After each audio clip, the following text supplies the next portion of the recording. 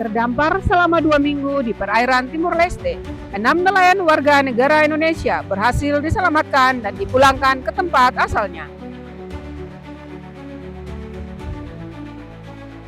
Wakil Bupati Belu serahkan SK kepada 903 tenaga honorer lingkup pemerintah Kabupaten Belu.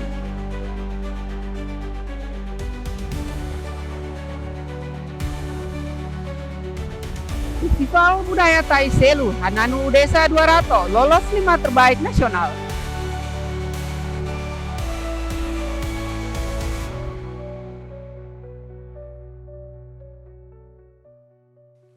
Halo pemirsa, saatnya Anda menyaksikan Baita Belu, program berita teraktual yang terjadi di Nusa Tenggara Timur selama sepekan. Saya Anina akan menemani Anda setengah jam ke depan.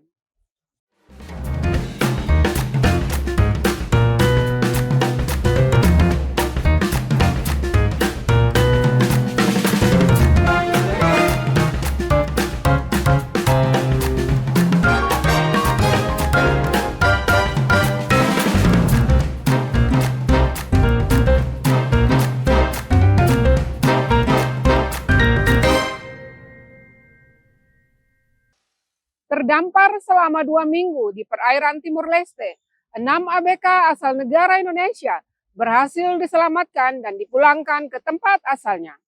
6 ABK WNA dijemput langsung oleh Bakamla Kupang untuk diantar ke keluarga.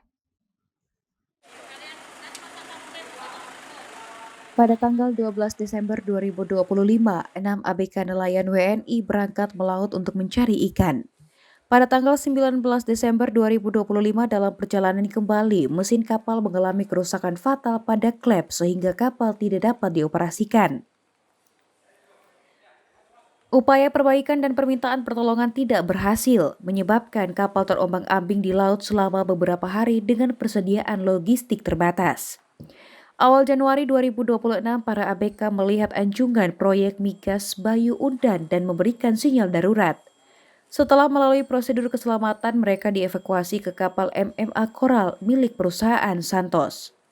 Erva, nakoda kapal, mengatakan kapal yang dibawa mengalami kerusakan dan akhirnya hilang arah hingga terdampar sampai 2 minggu.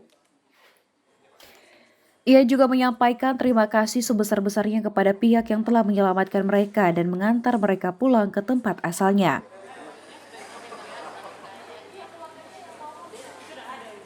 Berlayar di tanggal 12. Tanggal 12 ya, Desember. Tolong sekitar tanggal 3 mungkin. Saat itu kita akan hanya selama beberapa hari di perjalanan sambil menunggu kapal-kapal yang lewat untuk meminta bantuan.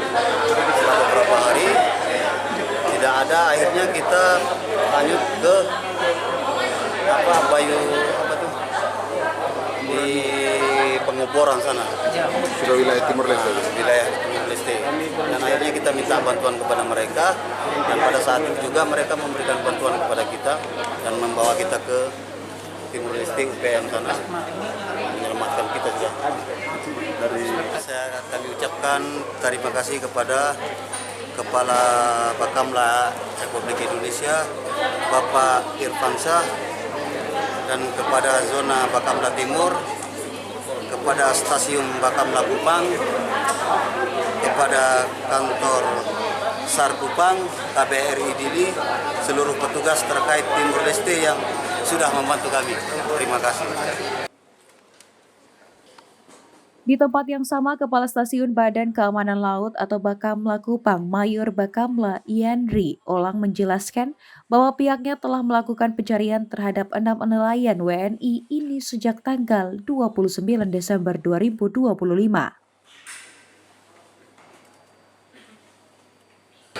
Pemulangan 6 orang ABK kapal Triasmo Sejahtera ini. Jadi kapal ini kami melakukan pencarian bersama dengan kantor SAR Kupang dan juga pihak keluarga sejak tanggal 29 Desember 2025. Kami dilaporkan bahwa kapal ini hilang kontak Dan kami bersyukur pada tanggal 3 Januari 2026 kami mendapat informasi dari pihak keluarga bahwa kapal sudah ditemukan dan ditolong oleh kapal MMA Coral. Kami melaporkan kejadian tersebut secara berjenjang melalui kantor Zona Bakamla Timur dan diteruskan kepada Kepala Bakamla RI atas perintah dari Bapak Kepala Bakamla RI Dr. Irfan Syah, Laksamana Madiyah TNI. Beliau menginstruksikan kepada kami untuk melakukan koordinasi intens dengan KBRI Dili terkait dengan seluruh proses pemulangannya. Dan hari ini kami bersyukur proses pemulangan sudah dilakukan dengan baik, semuanya berhasil. Kami akan mengantarkan para nelayan tersebut kembali kepada keluarganya di Kupang nanti. Setelah tiba di Indonesia, penanganan ke-6 nelayan ini akan dilanjutkan oleh Bakamla Kupang dan Dinas Kelautan Perikanan Provinsi Nusa Tenggara Timur. Pihak Bakamla terus memantau perkembangan kondisi para nelayan hingga mereka kembali ke daerah asal masing-masing.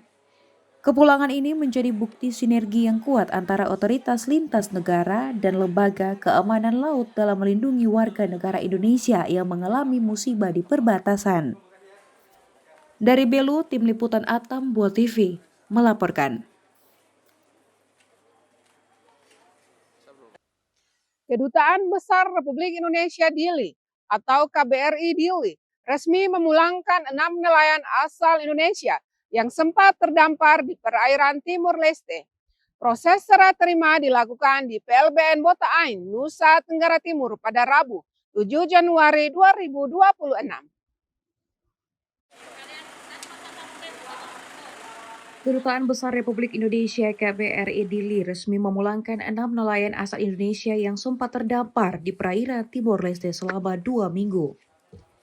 Insiden bermula ketika para nelayan berangkat melaut pada 12 Desember 2025.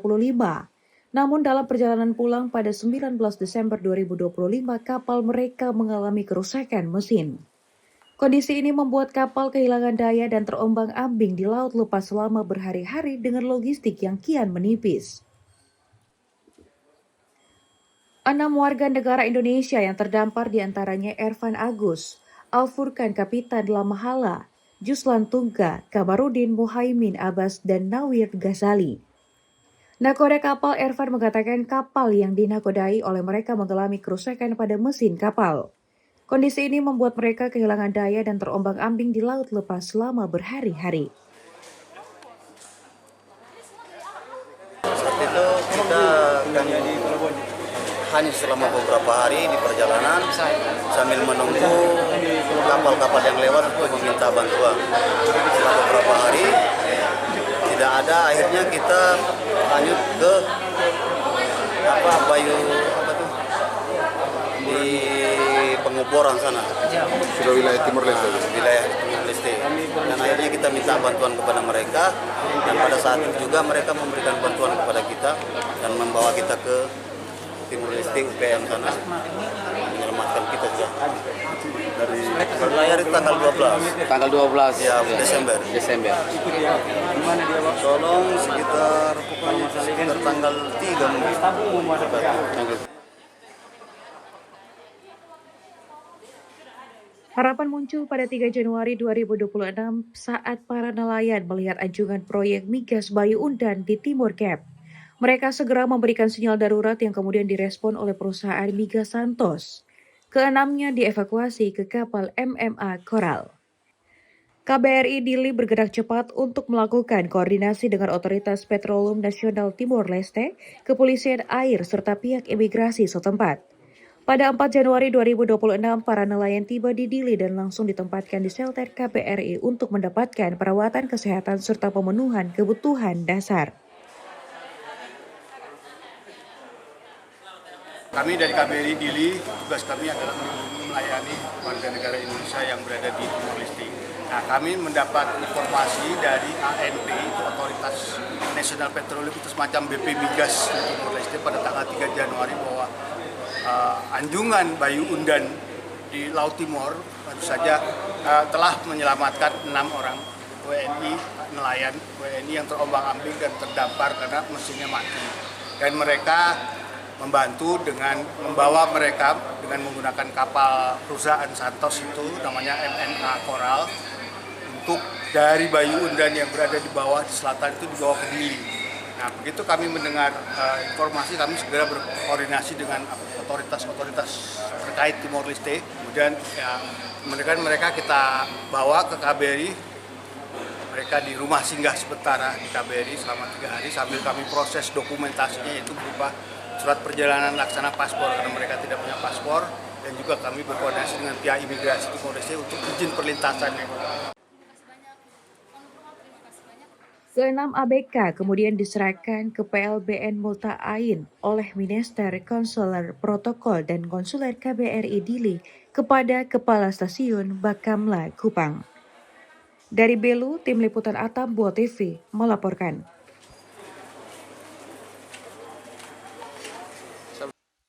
Tim medis Polda Nusa Tenggara Timur lakukan identifikasi jasad korban yang ditemukan di perairan Pulau Serai, kawasan Taman Nasional Komodo, Labuan Bajo, Manggarai Barat.